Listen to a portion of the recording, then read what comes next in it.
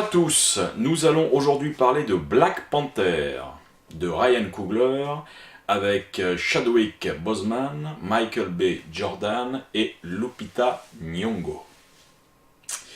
Le pitch. Après les événements qui se sont déroulés dans Captain America 3, T'Challa rentre au Wakanda, un pays d'Afrique à la technologie extrêmement avancée, pour y devenir roi. Voilà. Alors, on va commencer d'emblée en vous disant que je suis très en colère. Pourquoi? Alors, je vais faire simple. Parce que, au départ, j'entendais des rumeurs provenant des États-Unis assez, on va dire, contrastées sur le film. Voilà, plutôt des rumeurs plutôt inquiétantes sur la qualité du produit final. Et quelque temps avant la sortie, je commence à lire en France un tas d'avis positifs, et sur YouTube, de la part de certains confrères. Alors j'ai un peu honte de dire confrères, j'ai 35 abonnés, ils en ont parfois jusqu'à 200, 300 000. Et tous les gens que je suis sur YouTube, qui parlent de cinéma avec passion, et qui m'ont d'ailleurs donné envie de moi-même m'y mettre, tous ces gens-là encensent Black Panther, d'une façon, mais voilà, tout le monde s'y met. Donc, j'ai fini par me dire que Black Panther était une bombe. Alors, qu'est-ce que c'est que cette merde molle? Oui, je suis qu'en colère, donc je vais évacuer un peu ma colère, mais qu'est-ce que c'est que cette merde molle? Alors, je suis d'autant plus sur les fesses que les gens qui sont entrés en ce moment sur YouTube d'encenser ce film sont les mêmes qui pinaillaient sur beaucoup de films Marvel. Oui, les CGI, pas terrible. Ouais, l'intrigue, moyenne. Ouais, Logan, c'est pas terrible. Captain America Civil War, ouais, quand même. Et qui s'extasie devant ça. Là, je comprends pas. Là, je me sens vraiment trahi. Mais alors, trahi de chez trahi. Parce que moi, j'étais dans la salle. Moi, j'ai vécu ce que c'est que de voir ce film dans une salle à moitié pleine, à une séance de 14 h un mardi. Bon, c'est pas très encourageant, même si on va en période de vacances scolaires, mais bref, j'y étais et la salle était aussi dépitée que moi. Voilà, alors pour info, je vais avoir beaucoup de mal à utiliser le mot de film pour parler de cet étron de 2h14, donc je vais essayer de trouver des subterfuges, mais je vous garantis pas de trouver des synonymes tout le long de ma petite chronique. Alors vraiment, quand je suis sorti du film en ayant de très mauvaises pensées, j'étais même persuadé que Marvel avait dû arroser les influenceurs, youtubeurs, qui parlent de cinéma, parce que voilà, les mêmes qui, comme je vous le disais, chient sur des productions Marvel et qui à côté de ça sont figures de Citizen Kane, les mêmes ont trouvé que Black Panther était génial et peut-être le meilleur des Marvel. Je me suis dit que c'est pas possible, je me suis dit que Marvel les avait achetés en leur filant, j'en sais rien, des valises de cash ou pour les plus geeks d'entre eux, des figurines numérotées assez rares sur le marché. Mais je me suis dit qu'il y avait magouille, c'est pas possible, on peut pas dire du bien de ce truc-là. Et je me suis dit également que Marvel avait trouvé finalement un truc génial pour transformer la merde en or, c'est-à-dire que il y a certains temps, il retournait en catastrophe des scènes pour essayer de sauver les meubles dans des films qui étaient un peu tangents et de faire passer la pilule. Et j'ai eu l'impression en tout cas en sortant de ça, mais ils ont même plus besoin de le faire. Il suffit effectivement d'arroser la critique cinéma mainstream, les youtubeurs les plus influents, et puis globalement on arrive à un effet de masse et tout le monde dit que ce film est génial. Aujourd'hui il y a 100% quasiment des médias de ce pays qui disent que ce film est génial, et qui nous envoient nous les spectateurs au casse-pipe. Alors j'accuse personne, mais je trouve qu'il y a quand même quelque chose d'assez malsain à défendre ce bousin, tout sans cœur et en même temps. Il y a quelque chose quand même d'assez bizarre. Enfin bref. Je veux bien accorder à l'ensemble de ces gens-là le bénéfice du doute, on va partir du principe qu'ils ont adoré. Bon. On va m'objecter que tous les goûts sont dans la nature, bien évidemment, je suis le premier à le reconnaître. Et dans chaque film, même les films que j'adore, je perçois toujours une zone de subjectivité dans laquelle je me dis qu'on va pouvoir créer le débat. Mais moi j'adore débattre. Seulement, on est bien obligé de débattre de quelque chose. Là, il n'y a rien. Ce film est le vide absolu, il n'y a rien. J'ai rarement vu un film aussi feignant, un film Marvel qui pour le coup, qui a l'air de se foutre totalement de ce qu'il est, simplement est sûr qu'il va être vendu, parce qu'il y a l'étiquette Marvel dessus, quoi. C'est hallucinant. Alors, Black Panther était un personnage qu'on découvrait dans Captain America 3, donc Civil War, et qui était plutôt intéressant, moi en tout cas qui m'avait intéressé, et dont j'avais hâte de découvrir un film lui étant entièrement consacré. Ce qui est le cas aujourd'hui. On a un générique, un pré-générique qui nous raconte en gros l'histoire du Wakanda, pourquoi, comment, et en 2 minutes monde chrono.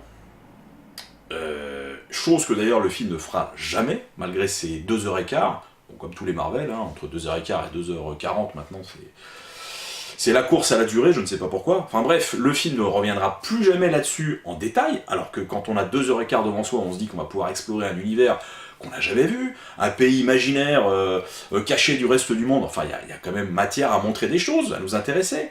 Ben non, non. Effectivement, on aperçoit la mégalopole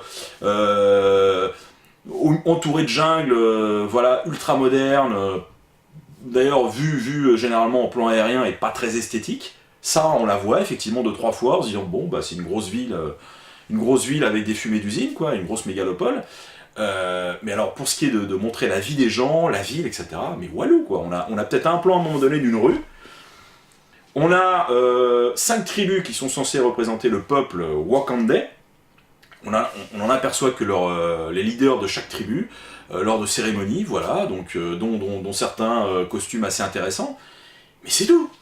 Donc on n'apprend rien sur le Wakanda, on n'apprend rien sur le peuple des Wakandais. Par contre, effectivement, alors ça on assiste à des cérémonies. Alors là pour le coup, la Ryan Coogler, il nous en met, mais cérémonie de couronnement du nouveau roi, cérémonie de destitution de l'ancien roi, cérémonie de couronnement du nouveau roi, cérémonie du contact avec les ancêtres, 3 fois dans le film, on a droit à la scène du contact avec les ancêtres, 3 fois. Pour des scènes en plus qui ne servent à rien dans le film. C'est-à-dire qu'il y a un moment donné, j'ai regardé ma montre, je me dis mais ça démarre quand en fait cette histoire? Quand c'est que le film commence? Il y avait 1h50 d'écoulé à ma montre, 1h50. Et il ne s'était passé rien. Je vais être honnête, voilà ce qui s'était passé. 2 bagarres près d'une cascade, voilà, mal filmé, mal foutu, illisible comme je déteste, c'est-à-dire filmé en gros plan, on comprend rien de ce qui se passe. Donc pour l'ampleur effectivement des combats un peu tribaux, mais walou, c'est complètement foiré. Une scène de poursuite en Corée, mais alors avec les CGI les plus pourris que j'ai vus depuis 20 ans. Là pour le coup c'est retour aux années 90, alors, je reviens à mes amis critiques qui se plaignent effectivement de la part de plus en plus importante que prennent les CGI dans les films Marvel. Mais putain, mais là, c'est les plus moches que j'ai vus depuis Belle Lurette, quoi. Donc, mal filmé, mal découpé, pareil, illisible, c'est une bouillie. À l'écran, c'est une bouillie. Il y a des idées, 2-3 idées, effectivement, notamment avec la combinaison du personnage principal qui est intéressante, qui accumule l'énergie cinétique et qui la rebalance, mais alors qu'ils sont très mal exploités. Voilà, cette scène, c'est une calamité. Visuellement, c'est une bouillie dégueulasse. Donc voilà pour 1h50 ce que vous avez pour vos 13€ de place de cinéma. Voilà, une demi-scène d'action et puis 2 scènes de baston qui durent 3 minutes montre en main. Le reste du temps, on a des costumes, on a des cérémonies, c'est super, mais on n'apprend toujours rien sur le pays. Voilà, on voit des cérémonies, mais voilà, je sais pas moi, la vie des gens de tous les jours, comment s'organise la ville. Alors, on fait connaissance effectivement avec la famille du héros, la maman, la petite sœur bricoleuse de génie, voilà, la MacGyver du local qui est experte et qui lui confectionne des armes. Martin Freeman qui déboule, alors c'est super sympa Martin Freeman, et ben oui, il est là, puis il arrive, et puis il pilote un avion à la fin, mais on s'en fout quoi, on s'en fout. Forest Whitaker, paix à son âme, qui est venu cachetonner, parce que là, vraiment, on en oublie même qu'il est dans le film, pour vous dire. Alors à un moment donné, on a un méchant dont on pourrait se dire qu'il est intéressant, il est joué par Andy Serkis, très bon comédien au-delà de ses rôles. Ses rôles dans King Kong, etc., Gollum, voilà, une fois il est pas trop caché derrière un personnage, il est plutôt bon, il est plutôt même un brin sadique, voilà, c'est le genre de méchant dont on a besoin dans ce genre de film. Bon, il s'avère que c'est juste un homme de paille qui dégage assez rapidement, donc voilà, même ça là-dessus on est frustré. Chadwick Boseman, il a le charisme pour le rôle, il est bien dans le rôle, personnellement j'ai trouvé meilleur dans dans son film Message from the King. Voilà, j'ai trouvé il avait encore un peu plus de charisme. Mais voilà, il est bien, mais au service de quoi? De rien, parce que c'est... Mais quel ratage, bon Dieu, quel ratage! Puis alors la scène finale, qui se veut un énorme morceau de bravoure, avec bataille rangée, mais c'est pareil, retour des CGI pourris, avec moments très gênants, quoi, avec des rhinocéros blindés qui foncent sur certains soldats, les faisant décoller comme des petits bonhommes en mousse, mais putain, j'ai pas payé pour ça! Je m'attendais, mais la façon dont certains m'ont vendu le film, je m'attendais à un film beaucoup plus terrien, avec moins d'effets spéciaux, avec des combats vraiment plus rentre-dedans, quelque chose ouais, comme avait réussi à être Logan, quoi, un film avec quasiment peu d'effets spéciaux, peu d'explosions, mais voilà, quelque chose de vraiment d'un peu plus ancré dans le réel. Là, je m'attendais à quelque chose quand même d'un peu plus ouais, terrien. Puis non, bon là, les petits bonhommes en mousse, jeux vidéo, enfin voilà, c'est un naufrage, et même l'humour, enfin les tentatives d'humour du film, elles tombent tout à plat, quoi. Il y a 5-6 vannes dans le film, putain, elles sont toujours pas drôles, ou alors quand elles le sont un peu, là, il y a le mauvais timing, puisqu'on sort d'un événement dramatique juste avant, enfin c'est... L'humour du film est, putain, est lourd, raté, foireux. Donc, comme je vous le disais, il y a pour moi rien à sauver dans ce machin. Mais il y a consensus. Ouais, c'est super, c'est le film visiblement qu'on est un peu obligé d'aimer. Et ça, je supporte pas, quoi. Je supporte pas parce que moi, en tant que spectateur, j'ai vu une merde. Et qu'on ait ce consensus critique autour de ce film, mais qui est le pire des Marvel, et on nous explique enfin, sous-entendu, tout le reste était de la merde, là, enfin, mon film, mais les mecs, vous avez des yeux, vous avez des oreilles, vous avez un cœur.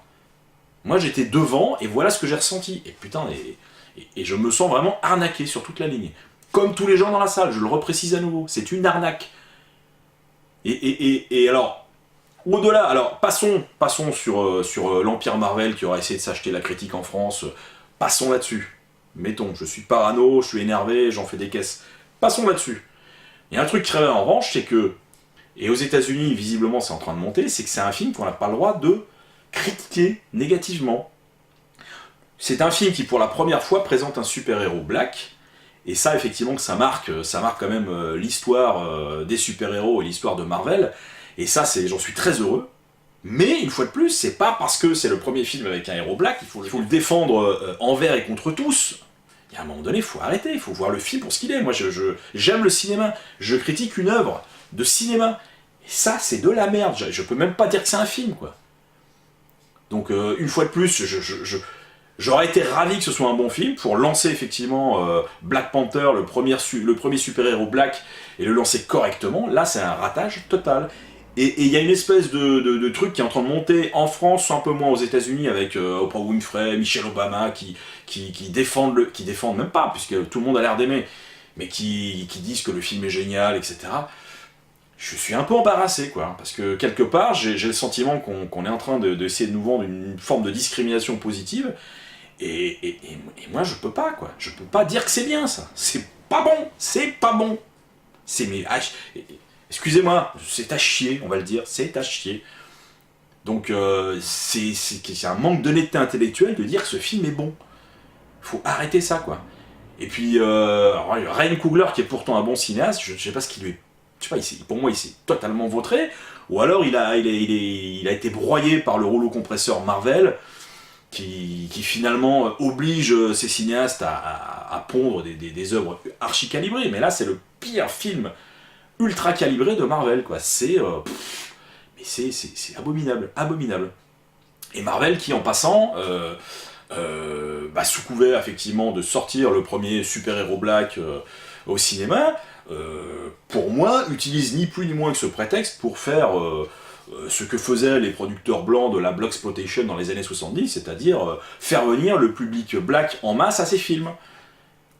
Voilà, c'est ni plus ni moins, c'est un business, le cinéma est un business, voilà, ces gens-là essaient de récupérer une part de marché. Ok, moi je comprends qu'on puisse considérer qu'un film est un produit comme un autre, d'accord, mais qu'on ne prenne pas pour un jambon. C'est pas bon, c'est pas bon. Donc à 13€ la place pour les malheureux qui n'ont pas la chance d'avoir une carte passe, je trouve que c'est quand même malsain de faire croire aux gens que ce film est un bon film. C'est limite même dégueulasse pour moi. Voilà, je le dis. Alors j'espère que d'autres voix dissonantes corroboreront mes dires, parce que j'ai l'impression pour l'instant d'être seul dans le désert, c'est un peu gênant. Mais voilà, je pense que là c'est de célébrité publique de dire aux gens, n'y allez pas quoi. Mais j'ai l'impression que le bouche-oreille est d'ores et déjà en marche, et que ce film fera un des plus mauvais scores de films Marvel sortis sur les 5 dernières années. Je le souhaite parce que ce serait amplement mérité, quoi. C'est pas bon. Bon, je pense que je me suis assez acharné. Vous avez compris le message. Si vous l'avez pas déjà fait, n'y allez pas. Et puis sinon, voilà, pour résumer, comme disait Public Enemy,